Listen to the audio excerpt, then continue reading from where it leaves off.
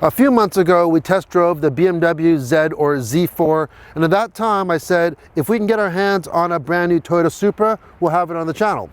Here it is, the 2020 Toyota Supra.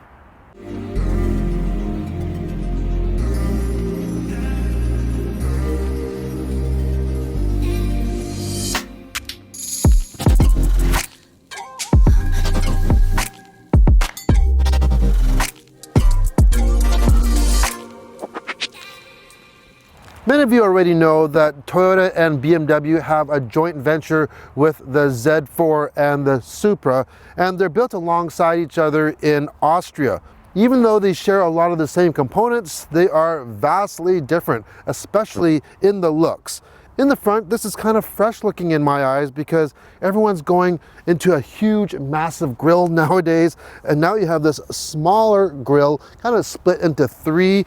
You have LED headlamps with a real nice light treatment for the daytime running lights. And then you get to all the angles. Now, here's one thing. I'm not quite sure about the styling of the Supra. It might be one of those things that it might grow on you. You see, there are a lot of angles and edges to the shape of this Supra. You have these wings on the bottom skirt. Those are great. Then you have a lot of these accent vents or flow-throughs, but a lot of them, they don't actually flow through anything, but they do look good. You have those along the side too with this one large piece here. I'm a big fan of these 19-inch wheels. They have an alternating black and chrome appearance to them. I think it looks really good. Mounted to those, you have Michelin Pilot Super Sports for rubber. And then at the back, you have more of a ducktail back here. And what that does, it accentuates the rear hips of this vehicle. It looks narrow and then goes and flows out. A very, very nice looking rear end. You have similar aero treatments in the back. Lots of sharp edges and dual stainless exhaust. If you open up the back hatch, it flows all the way through, and there is ample room back here. Even for a sports car, you still have to have some utility. They added 2 grocery hooks or bag hooks in the back. Hey, who wants to have their watermelons flying around when they're going to the grocery store? Before we go inside, I just want to say a big thank you to all of you guys out there watching, supporting the channel, and subscribing. If you watch this channel and you haven't hit that button yet, please do so. I really encourage you to do it because I don't make a living making YouTube videos, but I enjoy creating good quality content. And the more subscribers that the channel gets, the more content I can create. Plus, it helps pay for things like filling these bad boys up. As wild as the exterior styling is, when you get into the inside of the Supra, it is extremely conservative. And to me, that's a good thing. If you're familiar with BMW interiors, you'll be right at home with this Supra. First of all, in Canada, the Supra only comes in one trim level, and that's fully loaded. So everything's included, like a head-up display, you have top-line JBL sound system. There's a couple drivers located right behind the seat as well. Speaking of seats, if you need some behind-seat storage, well, you have here all the way to the back of the car. It goes right through. The sports seats are comfortable with a decent amount of side bolstering. And if you look in the middle area here with your presets, your climate control, your shifter, as well as your controller, this essentially is right out of a BMW. And like I said, it's not a bad thing. Apple CarPlay is wireless and is standard on this trim, and unfortunately, Android Auto is not available. In behind the steering wheel, you have a digital display with a 3D type look for the tachometer. The speedometer is off to the left side, and that is indicated by digital numbers instead of a dial. One thing that I do prefer on the BMW though is their steering wheel. This does have a nice leather wrapped steering wheel. There's nothing wrong with it, but I just find the BMW one has a nicer, sportier feel to it. The Supra is not a large vehicle, so the interior isn't that large either, but you sit quite low. They've carved out the overhead for you. You can see the hood, it's actually quite high up, and you really feel like you are sitting in a sports car cockpit.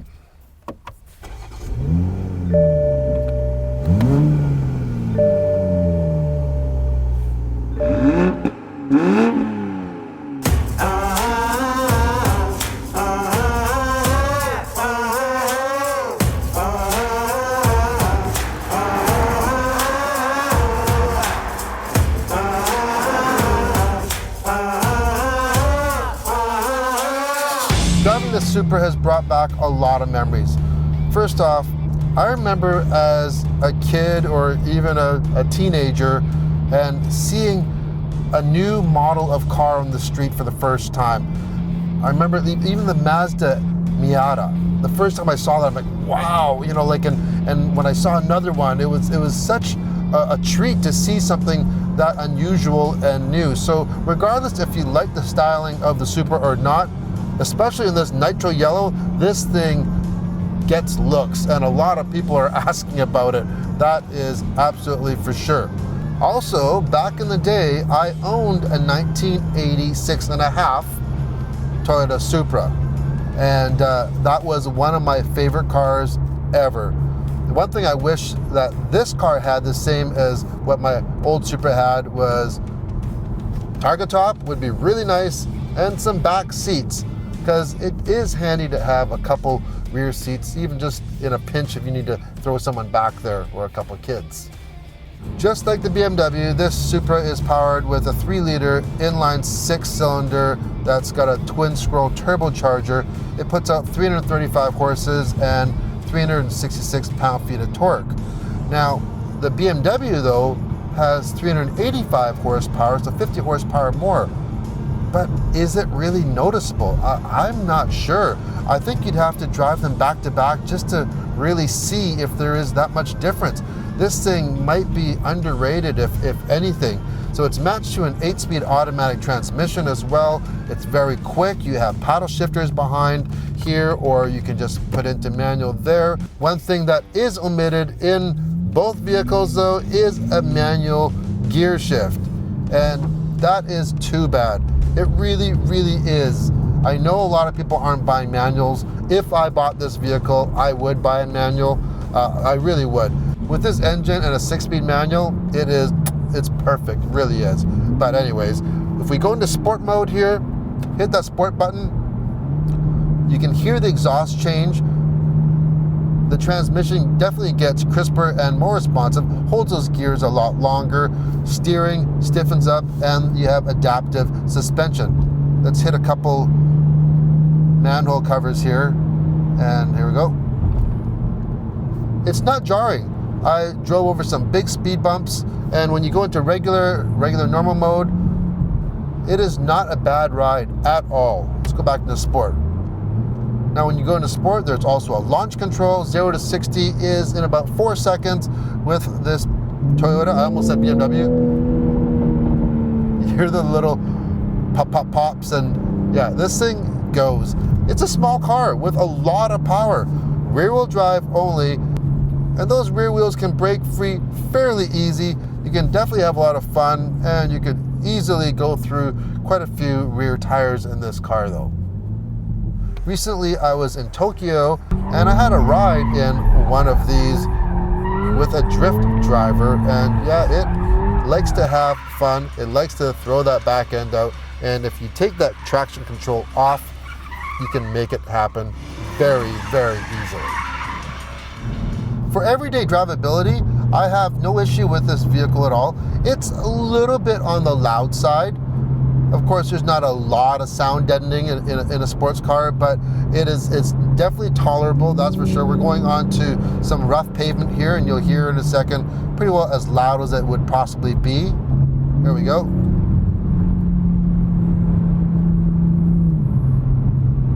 The exhaust is not obnoxious, but it does have a nice tune to it. We mentioned the seats are very comfortable.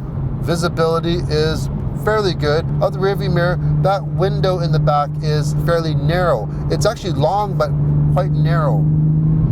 But have no worries, even though this is a sports car, you get all of the safety features you would come to expect from a Toyota, including collision alert, blind spot warning, lane keeping assist with steering assist. You have pedestrian and bicycle detection, as well as rear cross traffic alert with emergency braking as well. I think they have done a really good job of tuning this engine and suspension setup. So what does it cost to get into a brand new Toyota Supra?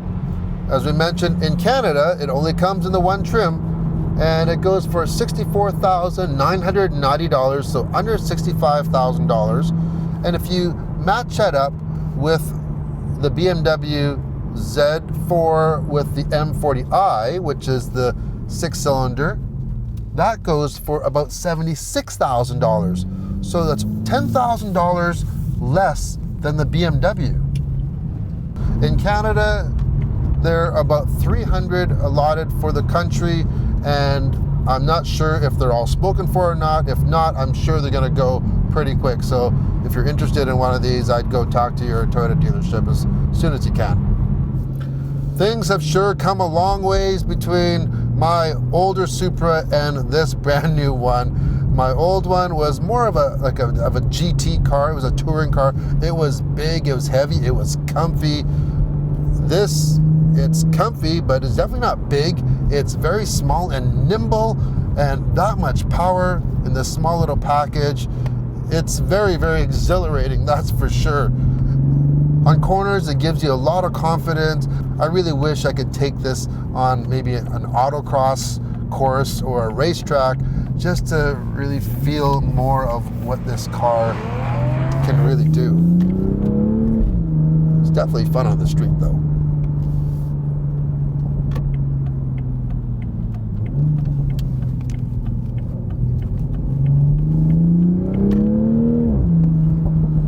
And those brakes, I forgot to mention, they are 4-piston Brembo brakes on this. Let's ask the question again from the previous BMW Z4 review. Which one do you get? The Z4 or Z4 or this Toyota Supra?